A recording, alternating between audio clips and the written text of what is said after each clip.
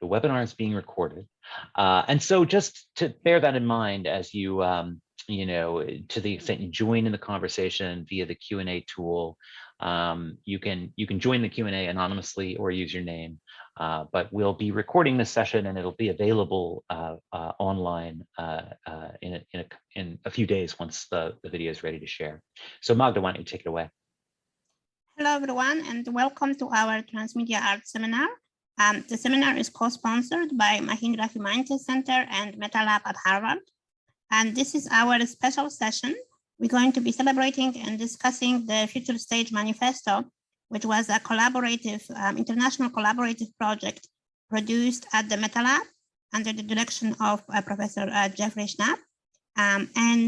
Today we have a panelist who were part of the project, myself included, and we will talk about why this project is important and why at this particular moment, we're finishing the pandemic, why it's so important to rethink performing arts, interactivity and transmediality, and funding models, distribution models, and technological models of live and virtual performances. So let me introduce our panelists. Professor Jeffrey Schnapp, who is a faculty director of the MetaLAB and co-lead of the futureStage research group. Linz Derry, who is MetaLAB principal and futureStage collaborator as well.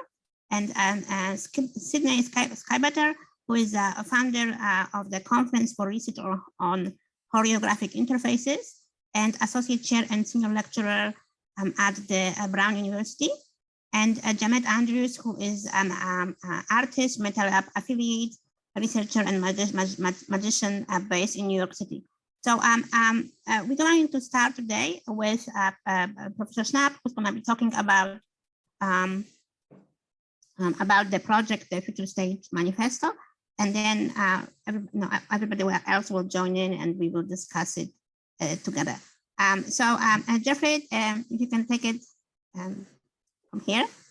My pleasure, and welcome everybody. And this is a particular pleasure because so many people who participated in this brainstorming, thought process, concept development sequence of meetings are part of this presentation. So I think just as much of a presentation, it's going to be a conversation, which is very much what I'm looking forward to myself. And I am going to share, won't stop that recording.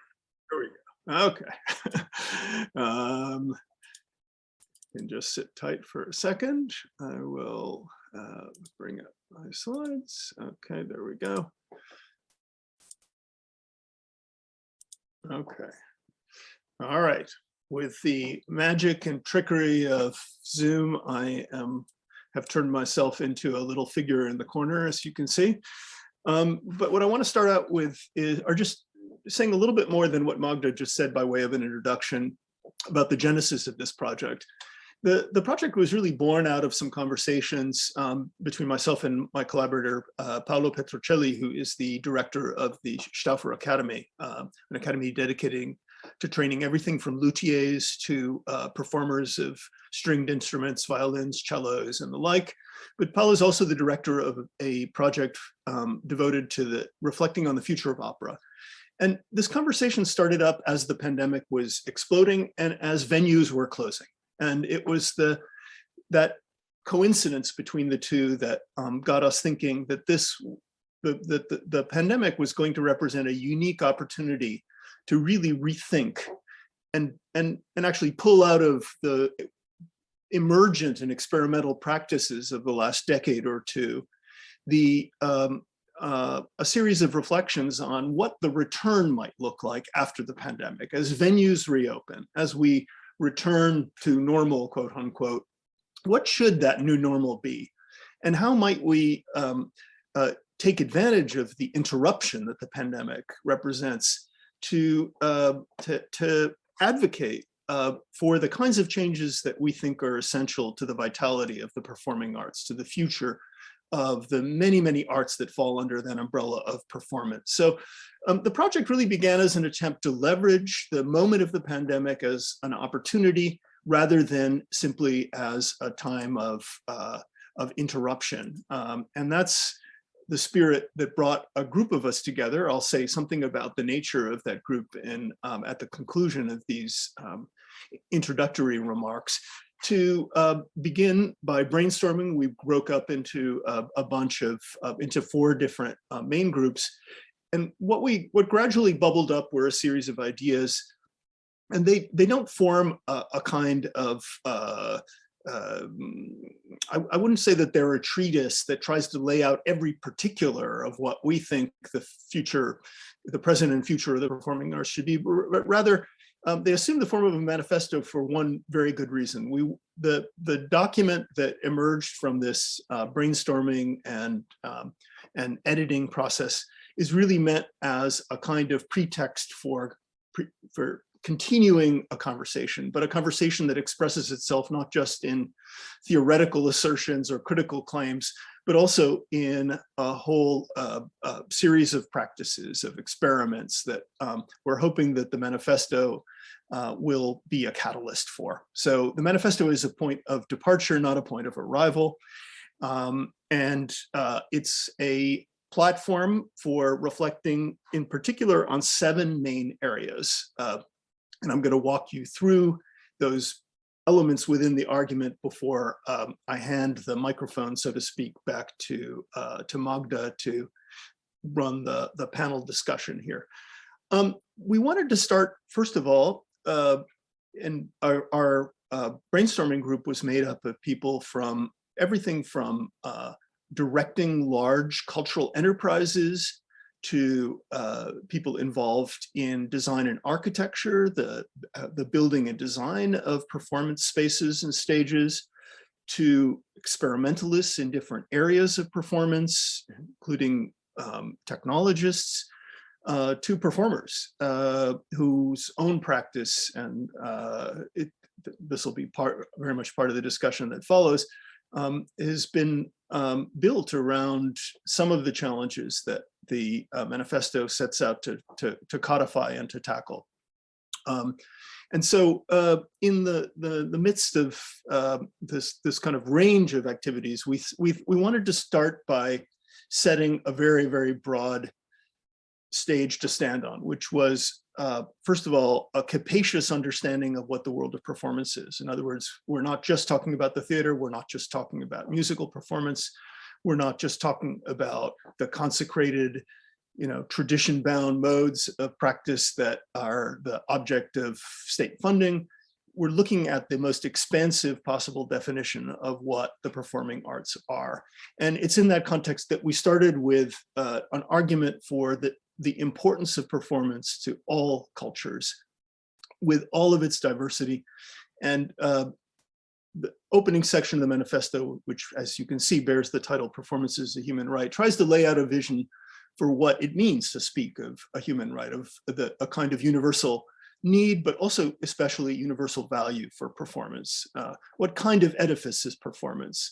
And how does that edifice inform in central and decisive and foundational ways notions of community, forms of social connection, forms of self-realization? The second argument that the manifesto makes has to do with the physical supports that enable performance. And here we make an argument which, as you can see, the subtitle for this section is Connective Architectures, really tries to think about what a stage can or is today.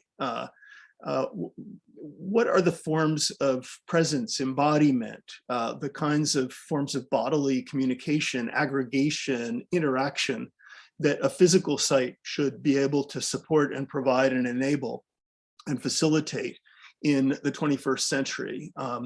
And so it's a section that really opens up the whole question of what a stage, what a theater, what a performing space could or should be. And it really, I hope at least, it provokes, like a manifesto should, some reflection on the kinds of theater architectures that are emergent or ought to emerge that will be interconnected, transmedial, and transcultural. What do those words mean transformed into a built edifice, for example?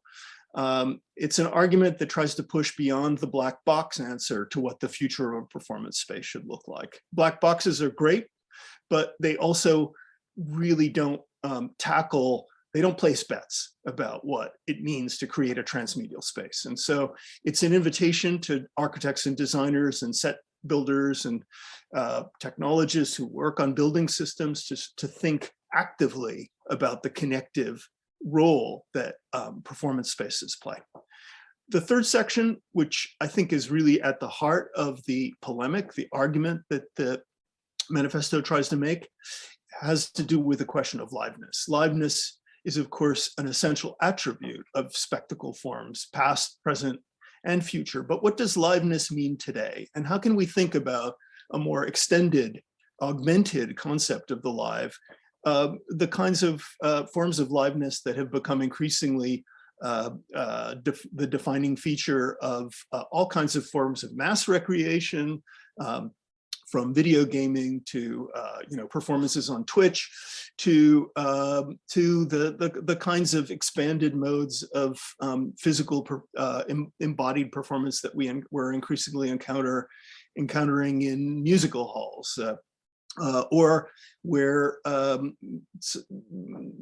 networked devices, other kinds of technologies are creating modes of audience interaction that interpret liveness in a different way from the conventional ways that we're all familiar with. So right at the heart of the argument that we make here is an argument for hardwiring liveness plus into every future stage, an extension of the architectural argument of the prior section, and trying to really think of what the opportunities are for creating new modes of presence, but that build on the availability to us of modes of telepresence as well. The third section of the fourth section of the manifesto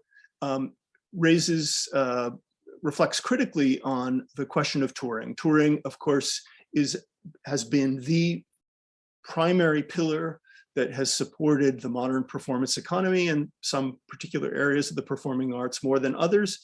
But the whole question of the future of touring, of reimagining tours, in particular, given the environmental costs of the central role that touring has played in supporting content creation and creators, is an increasingly pressing problem. And in this section, we reflect on the possibilities for innovation in even thinking of what a tour means and how we might reconceptualize some of our forms of practice to create more agile, light, low-cost, multi-sited models of touring that tackle the carbon footprint of performance as a crucial facet of thinking and planning for the performing arts over the coming decades. The next section, section 5, is devoted to streaming. It's entitled Own the Stream, as a kind of provocation to not think of streaming as a fallback, as the sort of default that where we salvage presence under the kinds of constraints that the pandemic, for instance, has imposed upon us, but rather to really think about streaming as potentially a new cultural medium, as a value-added proposition that enriches and animates both the online and the on-site experience. In other words, as an integral rather than as a secondary feature of performance. What exactly that means, that's of course a challenge. It's not something that there's a pat answer to, but we think that there's particular opportunities to really think about the stream as an integral dimension to the present and future of performance in ways that are only beginning to emerge. The sixth section enters into a kind of speculative mode devoted to emerging models of performance professions, what the skill sets are that will be required to imagine a world where liveness plus has extended the compass of liveness, where performance venues, future stages are built around this kind of connective model of those spaces. And this section begins by laying out a series of of expectations regarding skills, the need for interdisciplinary, multidimensional approaches to training, the need for a new generation of directors, performers, who imagine the relationship between artists and audiences as a more permeable structure than according to conventional practices, and so on and so forth. And in the second half of this section, we actually lay out, as part of a kind of design fiction, if you like, in a playful and provocative fashion, a series of hypothetical professions, speculative professions that could emerge around the future stage. We have, for example, the live caption and maestro, somebody who's like a kind of performer in his or her own right, who doesn't use captioning only as a way of providing a didactic support to operatic performances in a language you don't know, but rather who is somehow engaged in a dialogue, an active, dynamic dialogue with the unfolding of a live performance. We have the accessibility ombudsman responsible for ensuring access in all senses of the word, from physical access to audience access for remote audiences. We have the performance doula who brings new works into existence across the analog digital divide. We have all of these fictional roles as a prompt, basically as a provocation to start really thinking about a world where the constraints and the opportunities are going to be significantly different than the conventional ones that we're all familiar with. Not last, but certainly not least, is a section devoted to funding models. The performance arts financing and funding world is broken. I think most people who have been actively involved in this sector are intimately acquainted with where the breaks and fractures lie, and struggle with those. And so in the context of this envisaging of challenges and opportunities, we go through some of the standard models and how they will need to change, the way in which public funding needs to innovate and get away from some of the more backward-looking conventional approaches that have characterized the recent decades. Look at particular opportunities for private funding. We look at fiscal regimes that could alter the way in which revenue streams are created, value-added tax systems, for example. It's not very sexy stuff, but it's fundamental stuff if we're going to support this kind of connective, democratized, expanded concept of the role of the performing arts in contemporary culture. So the manifesto closes with some takeaways. These takeaways basically sum up the invitations, the solicitations, the provocations that the manifesto, we could kind of boil it down to. The first is the urgency of new architectural, organizational, and human infrastructures. The second is to double down on building an ecosystem that promotes inclusivity, enhanced access, and reduced costs, but around this expanded concept of liveness that is available to us, and that really has within it the nugget, the kind of seed, if you like, for tackling some of these very, very challenging problems that have to do with building future audiences in particular. Future audiences for the future stage. We're very concerned with this question of how we build an audience for traditional forms of performing arts, as well as emergent and experimental ones that reach younger generations. The demographics of a lot of performing arts, as everybody I think in this conversation knows, have skewed pretty senior in some cases. So how do we ensure the future and the vitality of these art forms by building future audiences? Streaming as a creative medium, not a support of the future stage.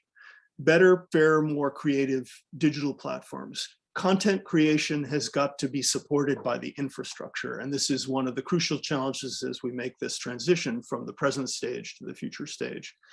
And last but not least, of course, funding. Private as well as public funding, but with a razor sharp focus on building new audiences.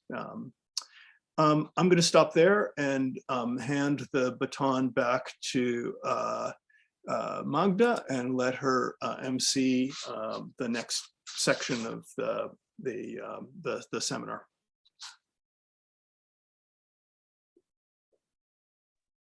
Thank you so much, Jeff. That's an excellent intro and summary of the project. I will only add that one of the kind of guiding thoughts that we discussed was also the notion that with the emergence of the artificial intelligence and metaverse, performing arts have to kind of engage with these new technologies because those things are making fundamental changes in our psyche, in how we interact with each other. And so they have to be acknowledged and they have to be incorporated in some way in various performing arts practices. On top of it, the pandemic brought very much to the forefront the kind of dissolution of the social discourse, which can create a consensus on issues which we need consensus on, such as climate and pandemic and things like that that are global threats, and that performance can be the medium through which we can create a common discourse, particularly if that performance will be globalized through technologies. And of course, the various issues of access, both cultural, financial, economic, physical, that technology can help overcome. And those were also very important for us as we were working on this project. Transmedia Art Seminar, we launched 2 years ago, and the first year was in person at Harvard, and we had a few people, kind of little French thing that we were doing on the side. And then the last year, when the pandemic hit, suddenly everybody was on the internet doing theater on the internet and Zoom theater and all of those things.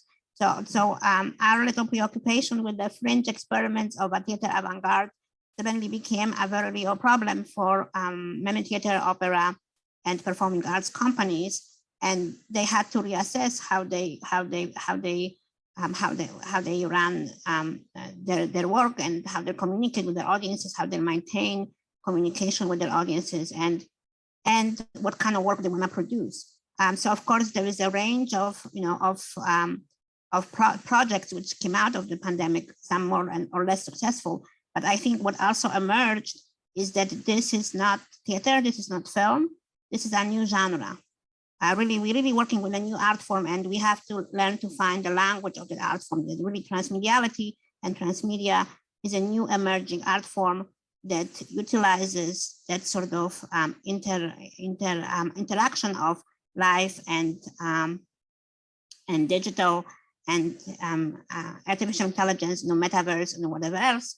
That this is a different art form, and the formula for this art form will be different. The structures, the people, everything will be different. So how are we to conceptualize it? So I was extremely happy when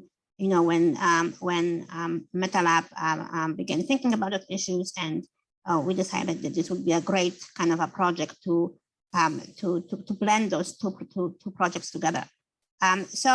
Today, my colleague Lindsay Derry will be showing her project, which is a combination of dance and choreography and artificial intelligence.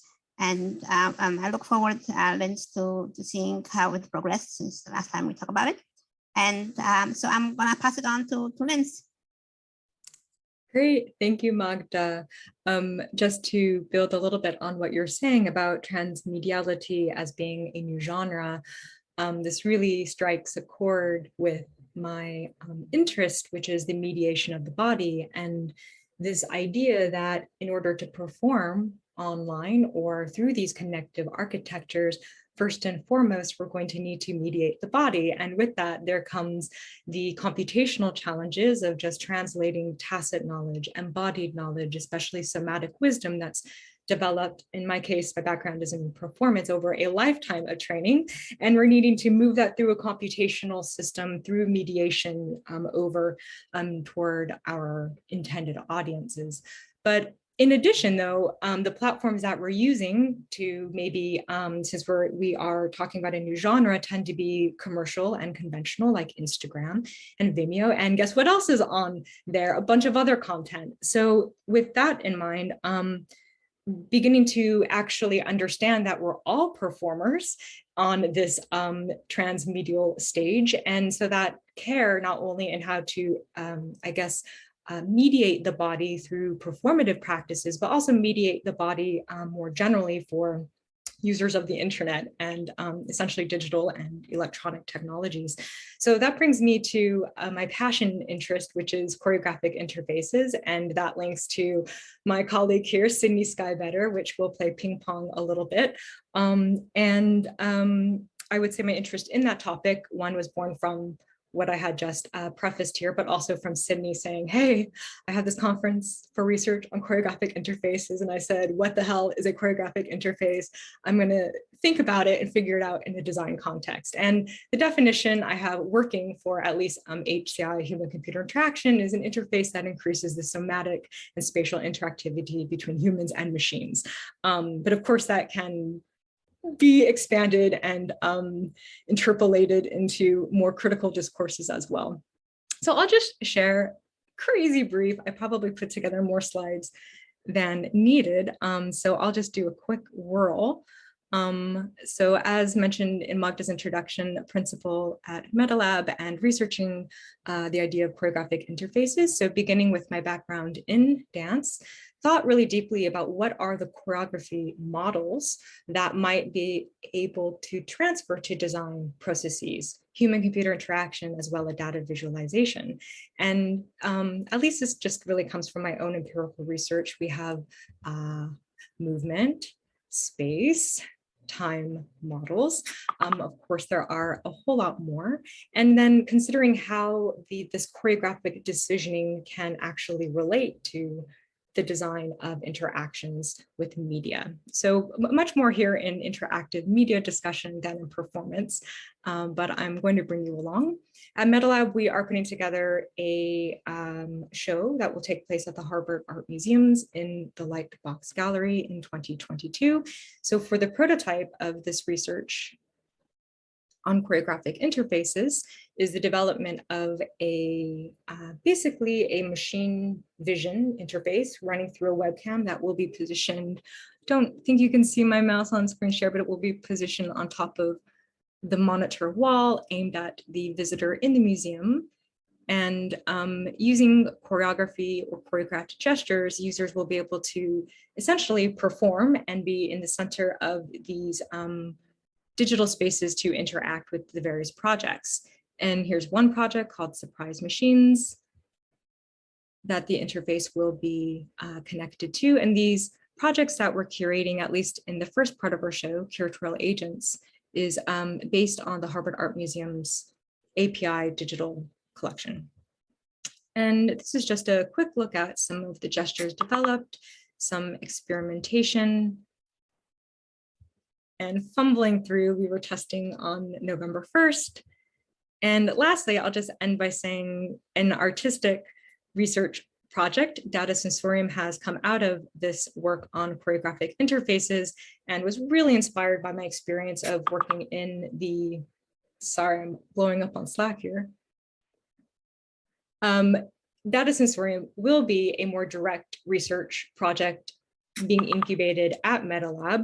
And it really is inspired by the concepts inside the manifesto. So the basis of this project is dancing a data set, but it goes from analyzing the data to then creating a movement lexicon that then can score the data set using the interface to be able to recognize that vocabulary as it's being performed, catching other features such as the landmark locations of the body in space, and then visualizing that augmented data, moving it through Liveness Plus Own the Stream onto a website where that visualization can be seen by anyone in the world, even without the body, so a little bit of a disembodied element, and then also including a traditional performance. So just sharing this performance project idea as an output and experimentation of some of the ideas in futureStage. So that's probably a little bit long or not, I don't know, but we'll pass it over to Sydney so he can tell you more about the conference for research on choreographic interfaces or whatever else you want to share in response to where we're at so far in this conversation. Right. Well, thank you, Linz. And I have to say, again, thank you also, Magda, Jeffrey, Matthew, the team MetaLAB. It's been such a nerdy pleasure participating in this gaggle for the last however many months. And I'm grateful to be here and in discussion with you all. I'm struck, I want to return maybe to something that Jeffrey said at the very beginning of our conversation here today. And I'm lightly paraphrasing, black boxes don't place bets. I love that phrasing, not only for the kind of polyvalence of the phrasing of the black box and all of its varying contemporary meanings, but also for thinking of this manifesto as functionally gambling, in thinking of a myriad future outcomes that this manifesto can variously relate to. And I'll confess, at the beginning of this process, having never written a manifesto myself personally, I was struck by the complexity and contradictory nature of the manifesto as a genre. And as someone who is, for better and worse, more accustomed to like defining your terms and making sure that everything is rigorously historicized, and like that the idea of a manifesto that does not require that degree of cohesion, or a scholarly degree of cohesion, was alienating. I was like, what do you mean we don't have to define our terms? Like, what do you mean we don't have to like have a fully articulated critique of capital before talking about capital? And so this was something that is sort of a kind of practice of becoming, of emergence into the manifesto, and specifically to the contradictory kind of parallax of this piece of writing, because it is not entirely coherent, and that is by design. And I'm fascinated and inspired by that. And I think it speaks to a certain kind of placing bets about the degree and nature and extremity of the future. And I think this is also maybe juxtaposed by certain very urgent concerns that are central and are pervasive across the manifesto document. And I'm thinking here, for example, of climate crisis. And as came up in many of our discussions, arguably there is the only crisis is climate crisis. And so any articulation of a future stage or state necessarily needs to address questions of carbon and climate migration and the like. This manifesto does not fully articulate as a treatise an intervention in these things, but it does center these concerns sort of polyvalently or polyphonically, perhaps, in a way that I appreciate. Something else I want to acknowledge here is the centrality of practice and practitioner labor in this process, both in the design of the document, but also in our thinking about the future stage. And I'm here gesturing up and to the right to Jeanette here, and down and to the left to Linz in particular. We are all functionally classically trained practitioners of art forms that contend with very specific kind of mythologies and sort of culturally constructed practices that involve performance, right? For myself, I was taught Russian ballet. I've come from the conservatory ballet tradition. I was taught by Russian sociopaths how to perform and be present on a stage, and the rules and visual vocabularies, the repertories of these things are the stuff of dance, Western dance history, right? And for me, one of the great sort of liberatory gestures of the future stage process has been to start with a notion of the performing arts history that is grounded in practice, and not just mine or ours, but a radically encompassing and again, to borrow Jeffrey's language, a capacious understanding of performance practice, and understand that there has been, understandably, prodigious institutionalization around these practices, and the degree and form of those institutional, those infrastructures varies globally, of course. Nonetheless, there is legacy code. There are cultural formations and infrastructures that continue to exist and will continue inertially to fight for their existence. And so part of the work of the manifesto, perhaps, is to acknowledge that we both individually, institutionally, organizationally, are not approaching the future from a shared vantage point. And that's not necessarily our prerogative either. The work of building the future is not evenly distributed. And I think acknowledging that allows us to do the work of imagining the future wherever we are, however we sit, wherever we perform. That said, let's see. You wanted me to talk about choreographic interfaces? What else? Is there other? I guess maybe the last thing else. Sorry, go ahead. as you wish. I think your immediate fluid response is perhaps more appropriate. Sure. Well, so much by way of closing here, I'll say that, and I think that we're going to be returning to this at the close of our comments here, but I want to underline the notion of this manifesto as an invitation, as an opening, as kind of OG techne, as a way of building out and building up and thinking about how we can model collaboratively across our positionalities to contend with the very real crises of our moment. And these are not things that we take lightly. And this return to the normalcy, returning to normalcy is a form of violence, right? That we need to reconcile and intervene against. And this document, within all of its contradictions and myriad typographical bonkersness, is, I think, a vital gesture that it's been an honor to be part of. So thank you again, Jeffrey and Linz, Magda, and MetaLAB, and on to the next. Or back to you, Magda. Jeanette, do you want to follow up? Yeah, absolutely. Good evening, everyone. My name is Jeanette Andrews. I am an artist, a magician, researcher, and very happy to be somewhat recent MetaLAB affiliate.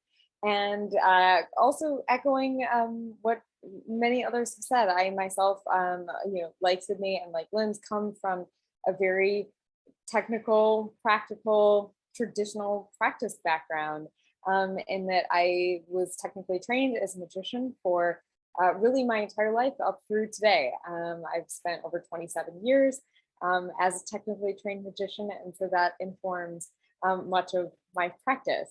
So during our little bit of time together, I'll share with you some prior pieces of my work that were sort of pre-pandemic, so you can hopefully get sort of a sense of how that informs how, at least for me, how I think about how things potentially can move forward into these future scenarios, how I translate moving my work forward in other ways.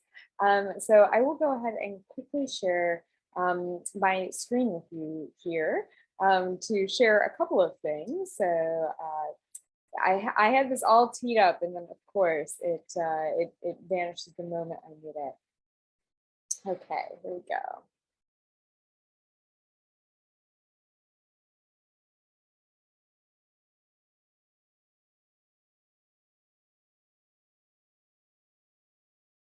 Okay, just to kind of quickly start off with, I'll share with you one of my favorite, this was something that for me was really, really exciting to work on. This was in over the course of primarily 2018 and 2019, which was a performance and sculptural work titled Bottling the Impossible, whereby essentially it was almost like, imagine kind of a ship in a bottle on magical steroids. I created a series of sculptures whereby objects inside of solid glass bottles were much larger than the neck of the bottle. And I'll show images in a second. But then these sculptural pieces were also paired with scents, and kind of those sculptures and scents essentially function kind of as modern day magic wands for a really hyper interactive performance where actually the audience created and performed in their own hands a lot of pieces of magic that were kind of rooted in historic magic tradition. So this is an image of a pocket mirror inside of a glass bottle, kind of retrofitted to be an atomizer. And then this is a very, very short clip of both the bottles and performance pieces.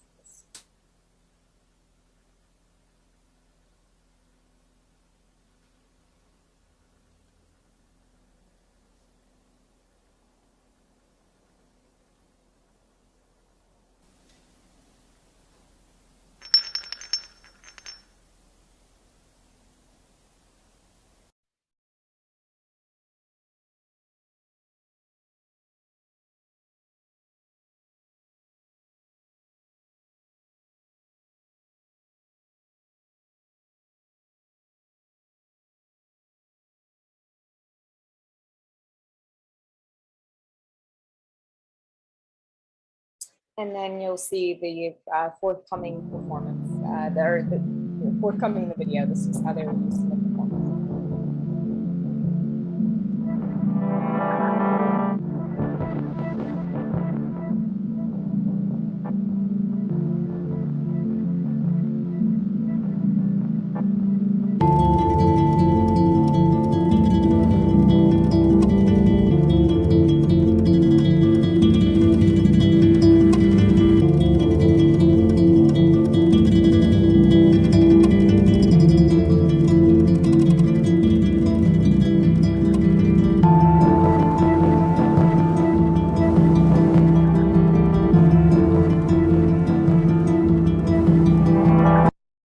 So for that piece, as one kind of final thing that I'll share about it, was that as participants left, they actually got to take home little vials of scent that had been diffused into the space at certain moments in the performance that were timed when sort of impossible seeming things happen. So I was trying to kind of play around with this idea of almost this sort of Pavlovian response of if one could almost have this sort of biological trigger to sense wonder. So this is sort of the approach that I've taken to creating work for the recent years. And then of course, once the pandemic hit, this certainly presented me with a lot of challenges in looking at a lot of magic in particular is really rooted in the biology of the human eye. And my work in particular, given the sort of my own research practice being pretty fundamentally rooted in a lot of historic pieces, is actually really intentionally designed in ways that will actually not function on a screen due to the way that one's eye perceives motion on a screen versus in real life. And so having a lot of performance pieces that just physically, you would see two entirely different things if you watched the exact same thing on video versus if you watched it in real life. So of course, I was doing a lot of deep contemplation early on in the pandemic of then, what is the role of a performer? What is the role of an audience? How do we take some of the really central themes, central ideas that then can be extrapolated into these new modes of performance, especially when looking at scenarios for new audiences. So I was really fortunate to be commissioned by the Museum of Contemporary Art Chicago to create an audio AR work, Invisible Museums of the Unseen. I'll share a little bit with you on that now. Once again, I will share a quick clip of that, as well as that I am also working on a forthcoming book about it. So what you're seeing essentially are some slides from the book, and of course, once again, we've all only done this thousands of times, right? So I may have to pull this up again. Apologies. Oh, here we go. Okay, so hopefully everyone can see this. I guess I'm going to find out. I may switch out of the other view. Give me one more shot at this, everyone. Okay, here we go. Okay, so this was this work, Invisible Museums of the Unseen.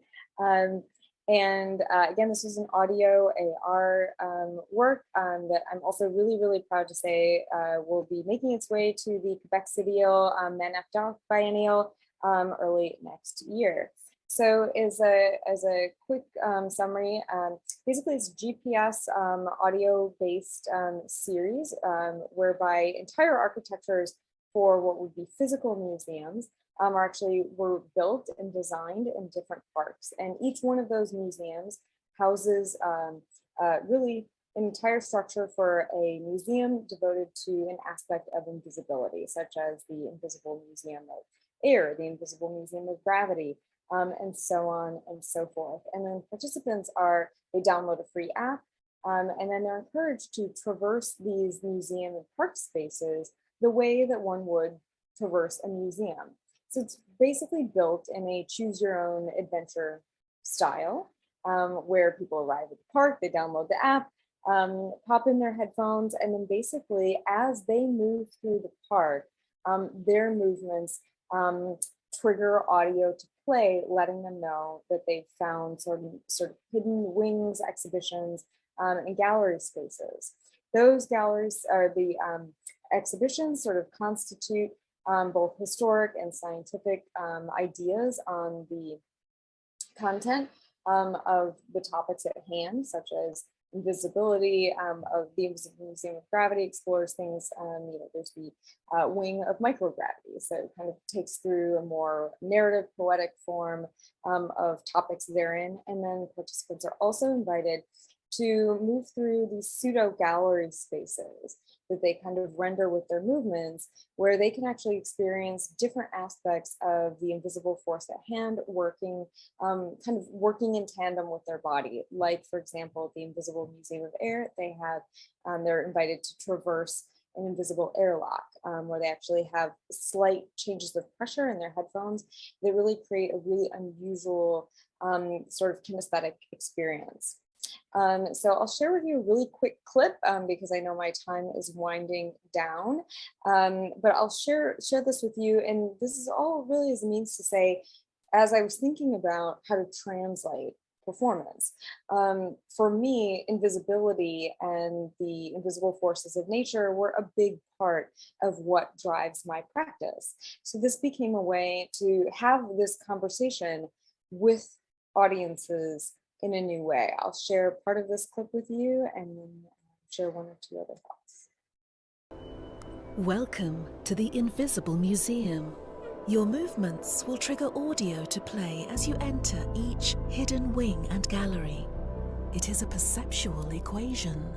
Time plus air. Whether you choose to start walking to the right or left will determine which area of the museum you may reveal first.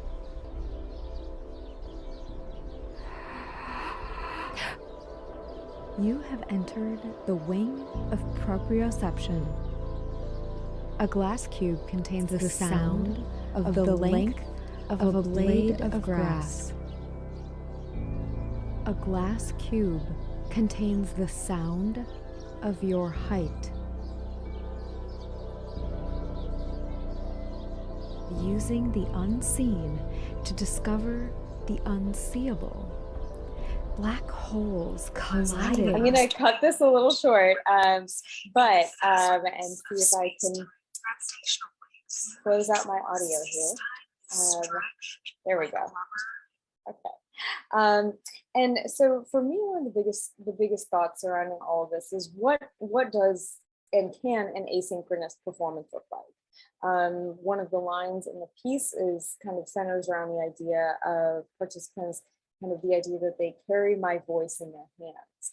And this idea of both them with their movements and me with the spoken narration, kind of meeting in the middle to sort of create this third embodied thing.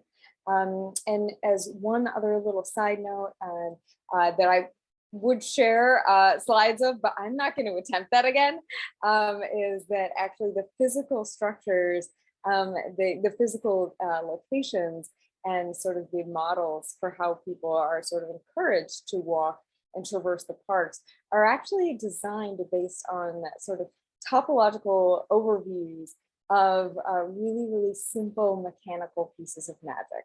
So I wanted to think about if one was able to sort of really take these top-down views of both the mechanics of a piece of magic and then also the actual words and inflections and sort of moments that was built out, the actual timing and rhythm and pacing of each performance piece is actually what dictated the spoken verse of the work. So I was trying to kind of layer in again, these more sort of deconstructed forms of my performance practice to create something new. So I think one of, kind of in conclusion, one of the things that to me is really important about the manifesto is really being so keenly aware of the medium that one is working with. Again, creating something new and not necessarily looking to just purely stream a form that maybe is not conducive to that. That's something that the connective architectures section speaks explicitly about. And so how do we really think about what are these other forms and ways to think about how we evolve traditional mediums into the future? So with that being said, I will toss it back to Magda or Matthew. I think I'll jump in real Go ahead, quick. Matthew. Yeah, okay, great. Magda, thank you. And it's Matthew Battles back from MetaLAB. And this has been really rich and fascinating. And Jeanette, I think your projects really point up the opportunities of the manifesto, particularly reminding us that opportunities for performance, for illusion, for choreography are, threaded throughout our daily lives. And the manifesto, I think, speaks to that world that we're all quite familiar with, but maybe not familiar with the full amplitude of possibility. And that's a world that also poses questions about management, about governance, about support, about equity. And I think those are questions that another colleague of ours in the futureStage community, one of several colleagues who could speak to this is Anthony Sargent, who's a consultant in creative and cultural management. I'm going to promote you, Anthony, to panelist. So that's a cue that you should see a change presently. Let's see if you have joined us yet. And in the meantime, as Anthony is sort of being ported over to the other side here with us, I want to also suggest to attendees that you can post questions in the Q&A. There's been a lively discussion in the chat already. Feel free to use the chat or the Q&A tool, and we'll make sure to address any questions that are posed in the Q&A tool as we go forward. Anthony, if you'd like to jump in, we'd love to have your voice in the mix as well.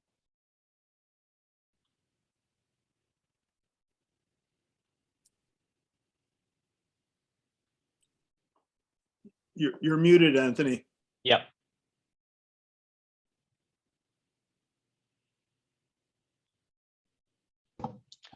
Yes, there you go. Story of our lives, isn't it? No.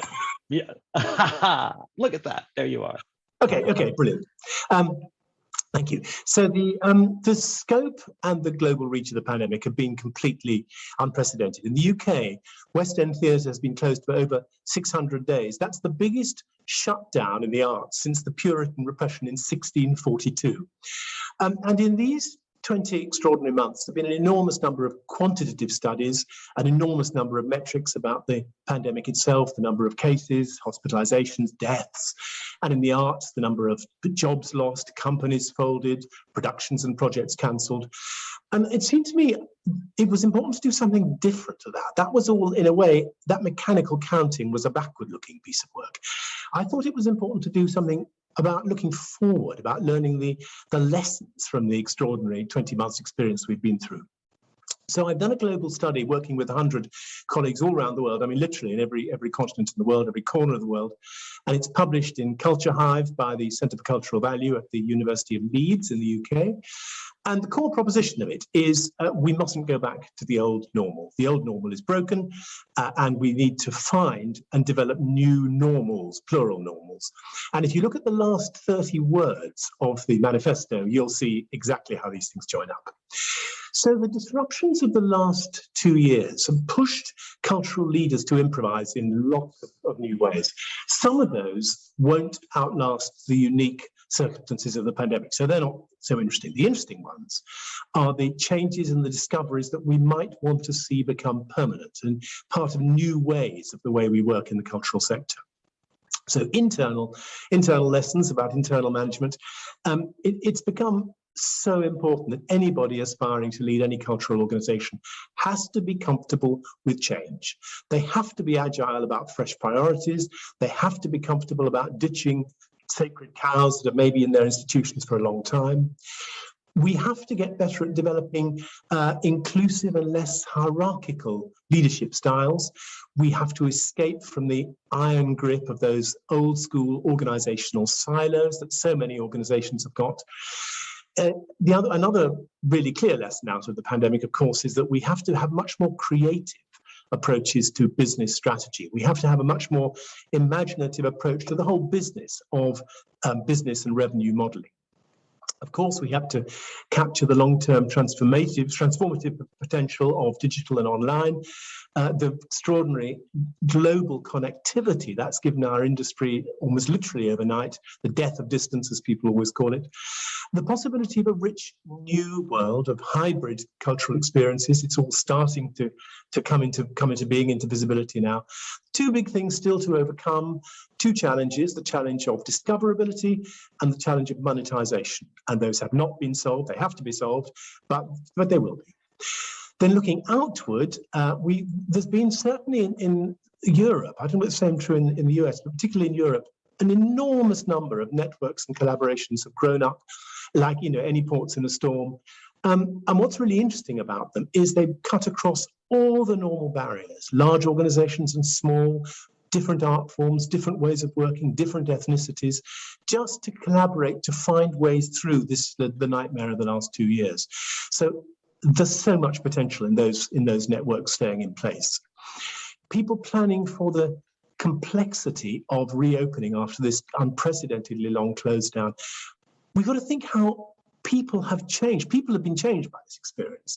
So the audience that come back at the end of this terrible journey won't be the audience we thought we knew at the beginning of the journey. They will want new, different kinds of relationships. They're probably going to want deeper, more profound relationships than just transactions. And many of the new pandemic relationships between arts and community in all kinds of different ways. Arts organizations that couldn't do their normal thing found themselves doing other things, different things, new things, different kinds of relationships with their communities. The distortions to the cultural markets, we think, are now going to go on every time we reprogram this, repredict this. It's clear that it's going to last for longer. There has to be a fresh approach to touring, not just because of COVID, but because of the implications of the new online world, and also, of course, the implications of climate change. Another very interesting thing that we've learned, looking all around the world, there's a real commonality about this, is the very uneven comprehension of the cultural and creative sector by governments around the world. And in some places that's been near catastrophic, as they've applied what are supposed to be helpful gestures, statements, investments, but they come from completely alien industries, and they've been no help in the cultural sector at all. So that's something we have to address as we come out of this cohesively, not individually. They don't get, for instance, that in our sector, over 30% of the workforce are freelance, they're contract forces, they're self-employed. It's a very particular industry built in a very particular way. Governments just don't get that. But a lot of governments, not all. So I finished writing this piece in August. Already many things have changed, of course, it changes by the day. So I'm planning a follow-up piece of work in the first quarter of 2022. But as I said, it's becoming clearer and clearer, the binary split between the things that are not going to need to last after the pandemic and the things that should last. The need for ethical, empathetic leadership. There's been enormous focus on the importance for a new, more contemporary, more human kind of leadership for cultural organizations. The last month there was a UK survey that found that 1 in 4 adults reckoned that their state of mind was more damaged than it had been going into the pandemic. It's a scary figure. Working from home, at the beginning, it was enforced, it was universal. But what now that there's a choice? It is a live debate all over the world. People are having this debate. Presenteeism, what do we think about proximity bias? This is about, it's a very fundamental question about quality of life. A lot of people say we haven't been working from home. We've been living in work. Canada, planning a law to giving people the right to disconnect when they're not on their working time. Portugal have such a law, employers are banned from contacting staff out of hours. And then in the US, where you are in the US, there's this fascinating phenomenon of the Great Resignation. 4.3 million Americans left their jobs in August alone. That's 3% of the workforce just in August. Many people are rethinking priorities very profoundly about their lives. What does that mean for the cultural sector? Where will it lead? More widely, the whole issue of back to normal or new normals, it's a live discussion all over the world now. People are, sparking off one another as this debate goes on. Government funding regimes, some of them have learned lessons from the pandemic, some have not.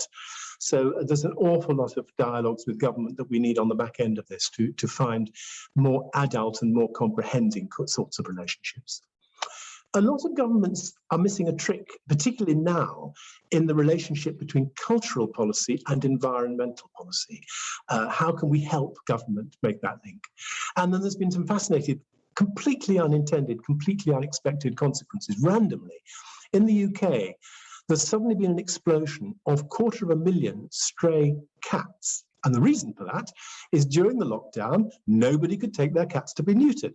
So how many other unintended consequences are going to come out of this? What others may be happening under our radar that we need to have visibility of? So the core messages of the study are, yes, this has been an unprecedented period of loss and damage, and it's a completely unhuman thing to diminish that, not to recognize it, pay attention to it. Yes, some things have been lost, some organizations have been lost, some of them won't return. But like all sorts of existential discontinuities, this is also a moment of unique possibility. We don't have to build back the same. There's so many lessons and opportunities in all of this. The last 30 words of the futureStage Manifesto. And so my study is intended to help people see those lessons and those opportunities, and to find the courage, it'll take courage to embrace them, rather than just slither back into the seductive familiarity of the comfort blanket of the broken past. So that's my sideways element of coming into the issues of the futureStage Manifesto. That's splendid, Anthony. And I think, I'm thinking back to Sydney's discussion about the differences between academic discourse and the manifesto. And I think you've, really performed for us here, where the complementary nature of broad-based study and research, and the exhortatory nature of the manifesto really are complementary to each other. So thank you. I've added a couple of other futureStage collaborative members as panelists as well. I know Kathy Boyd, founder and artistic director at Cryptic Theater.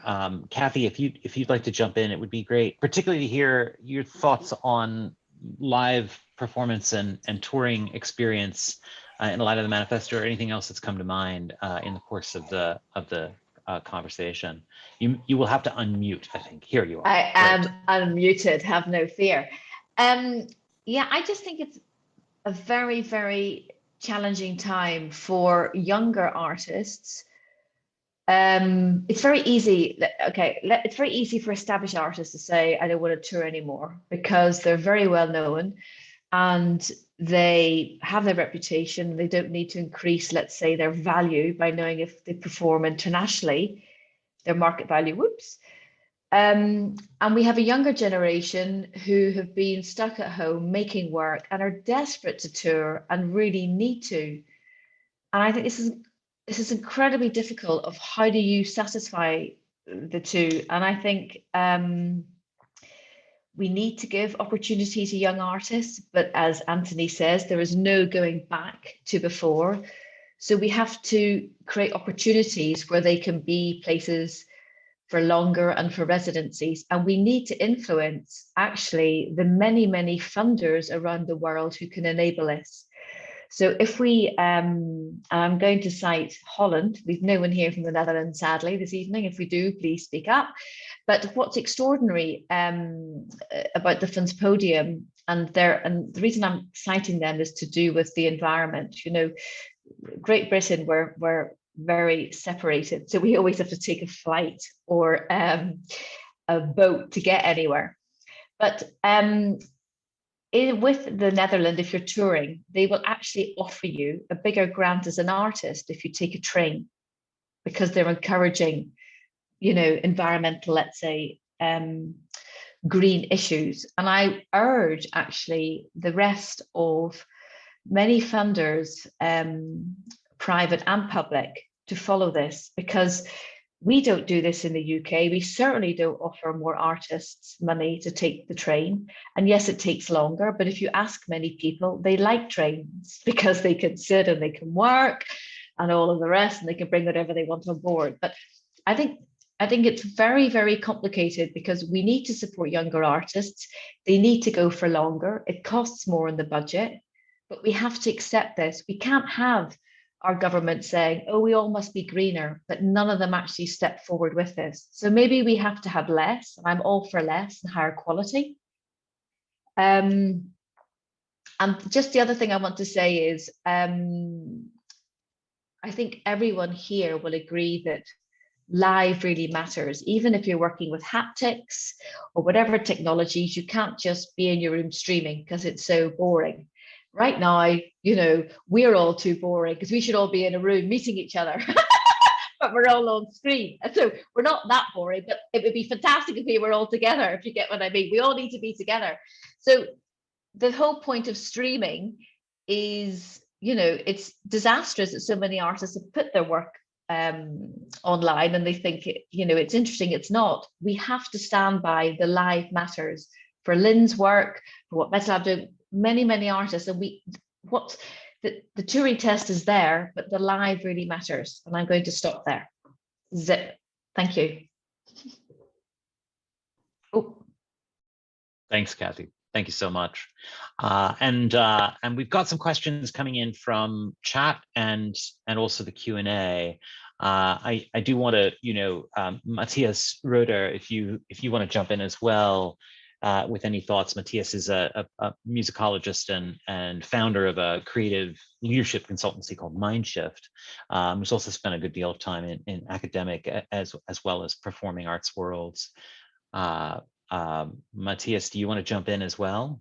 Yes. Thank you very much for having me on this call. It's quite late over here, so apologize my slowness. I want to follow up on something that Kathy said, which I think is very important, and that is that for young artists, it's very important to be present in a particular area and be regional.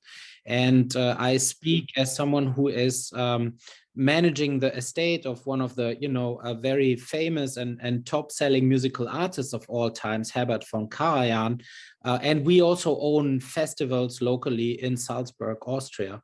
What we understand from talking to politicians locally is that for them, what's very essential is to actually get people to visit the regions and to be present. And of course, the thinking about that is that it will bring money into the region. And as artists and academics, I think it's very important for us to realize that a lot of the local governments are thinking about this fact when they actually support the arts. And so if we talk about hybrid scenarios, if we talk about art forms that transcend the traditional boundaries of stage and audience, like we do in the Manifesto, I do believe that we have to open up a channel of communication to the politicians, to the people who are actually funding, and make them aware of the fact that there is this shift, and work with them together to see how we can actually find a win-win situation and to bring resources into a region that actually supports our art. I don't have any answers to these questions, but I do believe that they are important questions for us to consider. And so what I would like to suggest is that we always open up avenues of communication to policymakers, to decision makers, and see their part of sort of, the debate. One of the things that are happening, and this is something that I want to say in closing, right now in Europe is that some governments are realizing this, and they are putting money into networks of organizations where they actually fund projects that can then happen in multiple places at the same time. I do believe this is something to have a close look at. I don't know if it's going to be successful in the long term, but my hope is that a manifesto like the one that we co-authored can help pave the way towards this future. So that's my little input from Salzburg, Austria, and I'm just very glad to reconnect with you via Zoom. That's fantastic, Matthias. Thank you so much. That sort of uneven landscape that you describe, and how, you know, we both need to get on trains and get together in rooms, but we also need this across time zone encounter through all the media that are available to us. So I want to ask, you know, Wesley Cornwell, I've added you as a panelist as well. And if you don't mind jumping into the conversation to enunciate your question, really a challenging and crucial question that you posed in Q&A. Yeah, I'm definitely happy to do that. So my observation was basically that this conversation is largely about the sort of transmediality of future performances, what those digital and physical architectures look like. And my question was really about, like, what are the stories that live within those spaces or that are enabled by that transmediality? And so I would sort of be curious to hear from other people. You know, I think Linds's work, for example, points us to the sort of urgency of climate change as an issue that performances tackle. But I would be sort of curious, like, what are the stories of future stages? What are the sort of, like, for people who are creating, writing, performing new work, like what are those stories that they should be telling? I'd be sort of curious to hear from everybody. And I'll just jump in real quick to add a little context, because Wesley, thank you for that reminder. I get a little flustered when I run through slides and I always think I'm talking too long, but then I never explain things.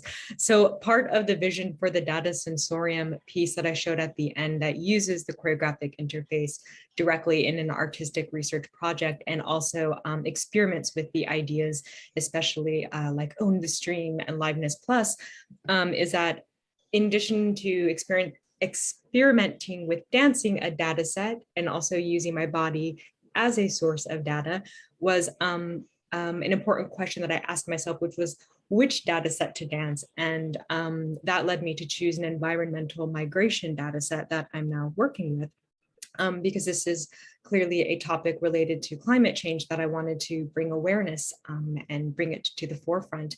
And essentially, the data set involves measures of internal displacement due to disasters such as wildfires and earthquakes and floods.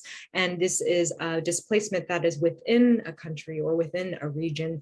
And so people, for instance, who must flee immediately from like a tsunami and stuff like that. And so of course it felt very relevant because it was connected to moving bodies, and I'm embodying the data. So it's kind of this multi-layered idea of body movement. So thank you so much, Wesley, for mentioning that and bringing that to the forefront, because so much of the, like, we can experiment with the digitality, or we can experiment with transmediality, but I think the real opportunity in this is to actually choose the subject matter in a way that can be impactful, and that there's a really rich opportunity, so that it just doesn't become using technology for technology's sake, or again for increased hyperconnectivity, but it's a medium for communication after all. So what are we communicating through the mediums that we're now all so fluent in using and continuing to push the boundaries. So thank you, Wesley. Just wanted to kind of provide some quick context there and see if anyone else wanted to mention that in terms of content. I'd love to just very briefly jump in and follow Lynn's, as I would anywhere. In terms of this question of what stories should be told or can be told, echoing Lynn's kind of sketching of a definition of like transmediality in context of communication, I'm also thinking of this transmediality as a form of attention management, a mechanism of organizing. And so I'm also simultaneously reminded, and thinking of the great dance scholar Claire Croft here, that at a moment of tectonic shifts within the cultural economy, some of the old battles of the culture wars just like don't compute anymore, and at least for me. And so I'm thinking, for example, of the National Endowment for the Arts, which, while an important vestige of a certain kind of interface between the state and of the artist economy in the United States, is nonetheless financially inconsequential relative to the scale and scope of contemporary cultural output, right? And so at a moment when so many of us are making these brutal decisions about how we manage our time and attention, especially relative to organizing and sort of political engagement, fighting for the National Endowment for the Arts at a moment when maybe we should be fighting for universal basic income is maybe like a primary organizing force. And I'm thinking here of transmedia medial technologies, of performance that is breathed life through these technologies, through these media, as a way of organizing, a means of organizing and generating consensus towards eminent political possibility. And in that context, I'm thinking that the stories that we can tell ourselves, maybe on some level, they're the stories of prior and future ghosts of the infrastructures of the past, but also of future imaginings, of what possibilities are can be manifested, if you can excuse my word choice, given collective action. That's beautiful. And it's such a beautiful question, Wesley. I feel like it could be the topic of another seminar session for sure. And there is one question about incorporating transmedia into university theater programs, which I think would be really interesting to get the panel to jump in on as well. But Jeffrey, did you want to jump in with any response here? I was just thinking about Wesley's question, and just wanted to add that that I think another sort of layer to the question has to do with the way in which, and this is explicit in some of the manifesto, augmenting the live is also a challenge to the technologies that have rebalanced the hierarchy of the senses and biased us towards these little rectangular, video boxes that we're all residing within at this very instant.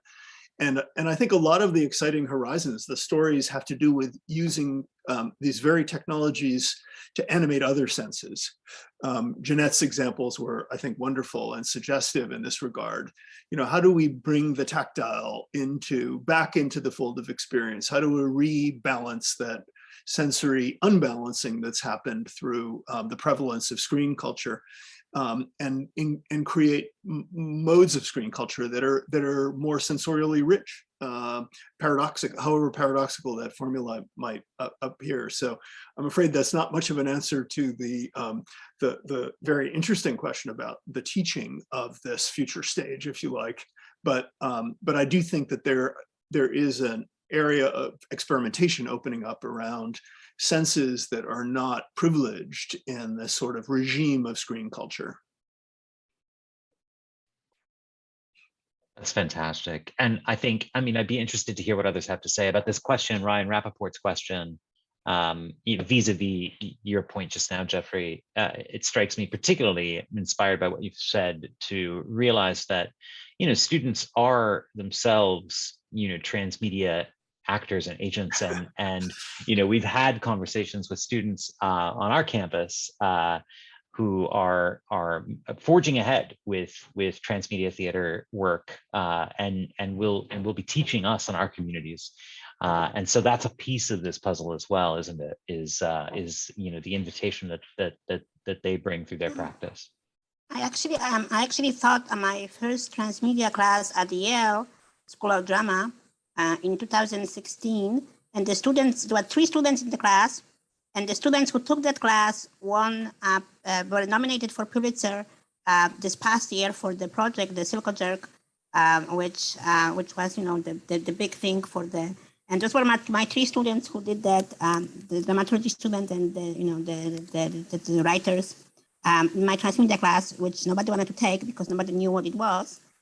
But now it's it's a big thing now. So we can see it grow, and I think that the one thing which we keep maybe will be worth mentioning is that the transmedial thinking is really something that needs to be done with many other discourses, not just art discourses, because our political discourse is pretty much transmedia right now, and all of the conspiracy theories and narrative building that is happening through transmedial means is happening through new structures, new narrative structures, which are no longer based in the classical narrative structure, which can be easier to control through a limited number of media.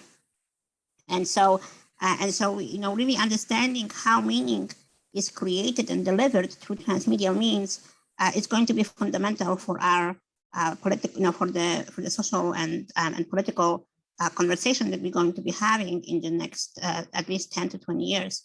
And so understanding how the kind of a classical dramaturgy is no longer really suitable for this sort of three-dimensional structure is going to be quite important in the way that transmediality can be, and the concept itself can be applied to the analysis of performing arts, but also conspiracy theories, political discourse, the social media, identity formation, and many other the techno self studies and all of those things. Speaking of which, I encourage everyone to come in and sign up for our next seminar, which is going to be on December the 2nd, and we're going to be talking on the heteroglossia and transmediality. So multilingual performances and transmedia performances, and how multilingual performances can be transmedial and vice versa. What are the challenges of it? So I think we're ready to wrap up. Yeah, Jeffrey, they're gonna put the last touches on the panel. Jeff, do you wanna go? Close it up? No, I think you actually just provided a wonderful set of concluding remarks. I'm not sure that there's much to add to that. I mean, maybe just to say that because of time zone issues, the global nature of the community that was involved in the production of this manifesto is not well represented in our little version of Hollywood Squares here. We had participants from South Africa, from the Middle East, from China, and South America. For me, the most rewarding and rich discussions and debates really were animated by just the sheer heterogeneity of the kind of practices that were represented at the table. And so I just want to evoke their ghostly presence, at least. Their voices are present, certainly in the manifesto, but maybe in some future occasion, we'll have an opportunity to bring them into this dialogue. Again, thank you to Magda for organizing this event, and to the audience for joining us. And of course, as always, thank you so much to Mahindra Humanity Center and MetaLAB for sponsoring our Transmedia Art Seminar. And I hope you're gonna join. And if you have missed all of the previous seminars and lectures, they are available on Mahindra website, all recorded. Feel free to use them in your classes and in your syllabi. Maybe your students too will be nominated for Pulitzer Prize. All right, thank you so much, everyone. And hopefully I see you all on December the 2nd. Marvelous. Thank you all so much. Take good care.